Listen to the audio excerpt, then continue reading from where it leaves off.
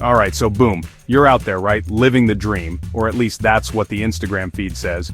Endless horizons, exotic foods, passport stamps like they're going out of style. But here's the thing, the raw, unfiltered truth.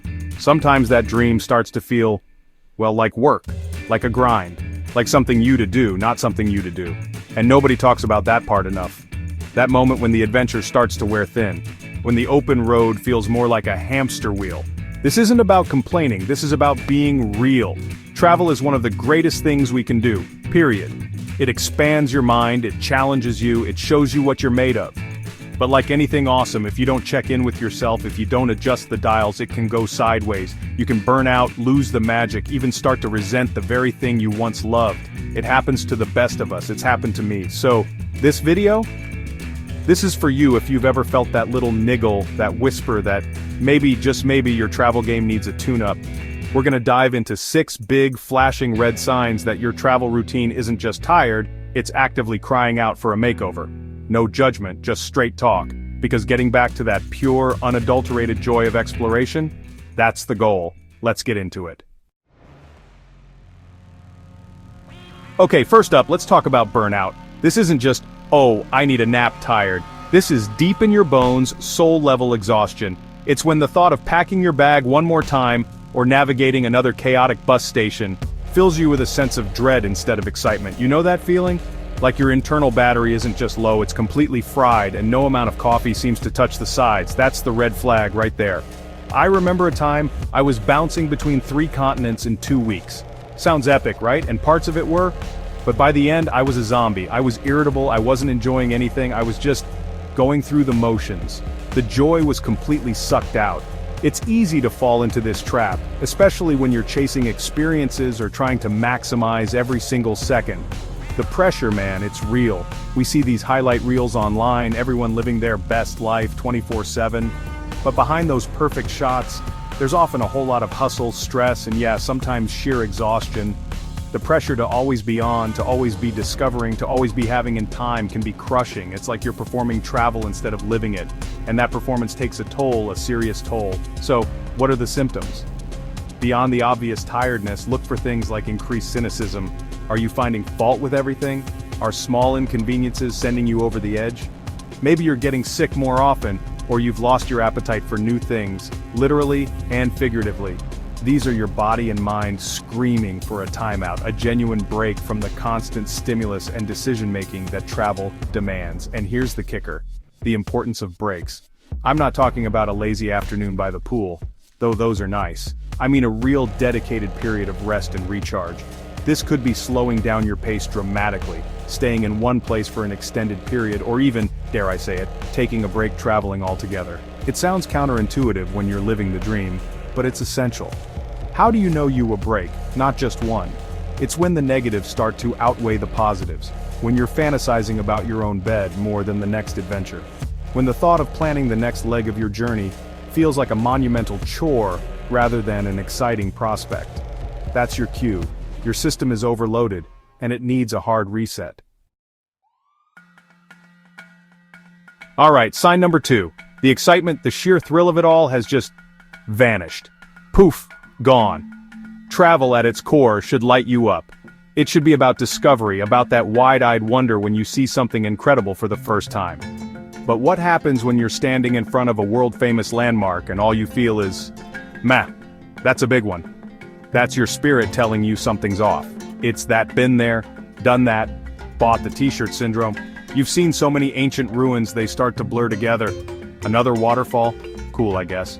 Another bustling market? Yeah, got it. This isn't about being jaded or ungrateful. It's about desensitization. When extraordinary experiences become your everyday, they can, paradoxically, start to feel ordinary. It's a weird trick the mind plays. And here's how a routine, even a travel routine, can be the silent killer of excitement. If you find yourself always booking the same type of accommodation, eating the same kind of food because it's familiar, visiting the same of attractions in every new city, you're essentially putting your adventure on autopilot. And autopilot, while efficient, is rarely exciting. It's the scenic route that holds the surprises. There's a fine line between a comfortable travel style and a boring one. It's great to know what you like, to have your go-to strategies for navigating new places. But if that comfort zone becomes a rigid box, if it prevents you from trying new things, from taking small risks, then it's stifling the very essence of what makes travel so compelling. The unknown is where the magic happens. What are the telltale signs that the spark is flickering out? You might find yourself scrolling through social media while you're supposed to be soaking in a breathtaking view, or maybe you're dragging your feet to go sightseeing, feeling like it's an obligation rather than an opportunity. Missing home is tough, even for fearless travelers. It's a deep ache for the familiar, for your people, for your own bed. It's not weakness, it's being human. We're wired for connection and belonging. What are you missing? Family, friends, your space? Pinpointing it helps. Create pockets of home wherever you are. Call your family and friends regularly. Chapter 4. Okay, let's get down to brass tacks, the unsexy but super critical part of travel money. Or more specifically, the lack of it or the stress of it. Travel can be expensive, no shocker there. But when the financial strain starts to overshadow the joy of the journey, when you're constantly worried about your bank balance, that's a massive sign your travel routine needs a serious overhaul.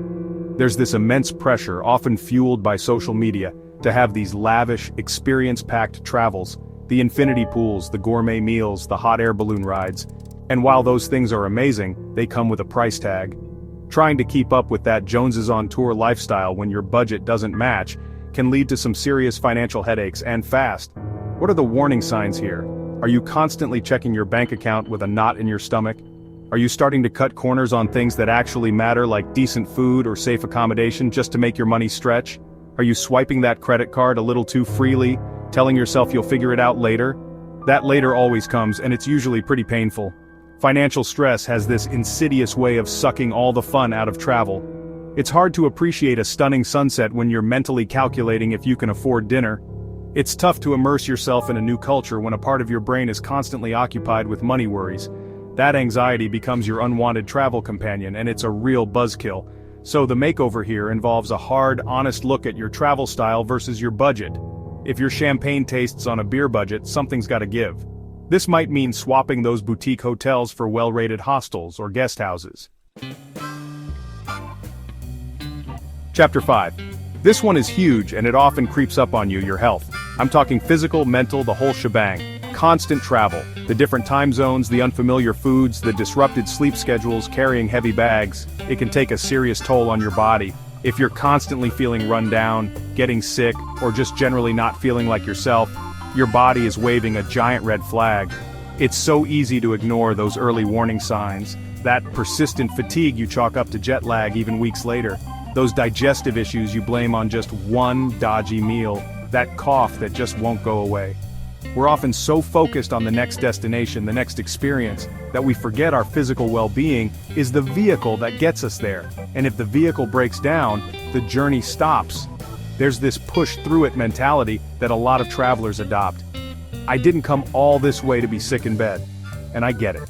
But consistently ignoring your body's need for rest and recovery is a surefire way to turn a minor issue into a major one. Your health isn't something you can just indefinitely put on the back burner. It will catch up with you, and usually at the most inconvenient time. Think about the specific health challenges unique to travel. Jet lag is more than just being tired. It messes with your entire circadian rhythm. Food safety can be a real concern in some places, leading to travelers' diarrhea or worse. Finding opportunities for regular exercise can be tough when you're constantly on the move. And access to familiar healthcare or medications? That can be a whole other adventure. The most important thing you can do is learn to listen to your body. It's incredibly intelligent. It sends you signals all the time. Chapter 6. Last sign, and it's a subtle but powerful one. You're losing interest in the destinations themselves. You arrive in a place that's supposed to be breathtaking, a must-see on everyone's list, and you just can't muster the enthusiasm. You're there, physically, but your mind, your curiosity, it's somewhere else. Or worse, it's nowhere at all, it's just numb.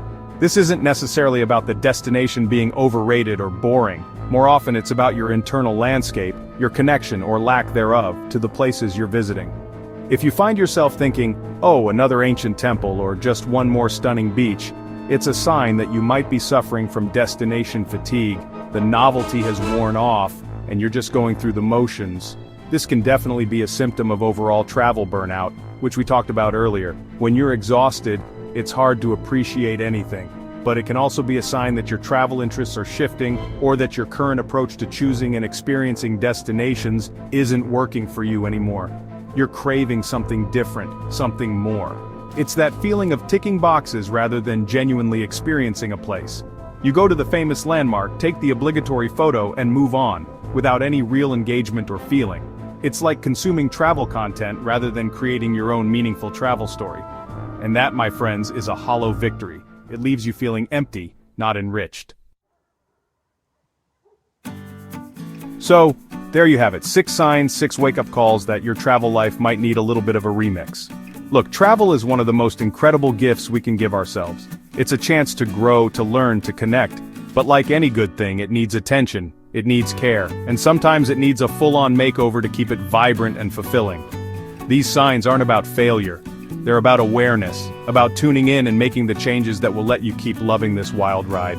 If any of this resonated with you, if you've ever felt that burnout, that fading excitement, or that pull of home, first off, you're not alone. And second, please, do me a huge favor and hit that subscribe button. It genuinely means the world to me. We're building a community here, a space for real talk about the ups and downs of this lifestyle, figuring it all out together. Your support helps me keep making these videos, keep sharing these stories. So yeah, click that button, it would be awesome. And hey, all the music you heard in this video, all those cool tracks, they're all from YouTube Studio. It's an amazing resource if you're creating your own content, so definitely go check it out. Finally, I want to hear from you. Drop a comment below. What are your signs that things need to change?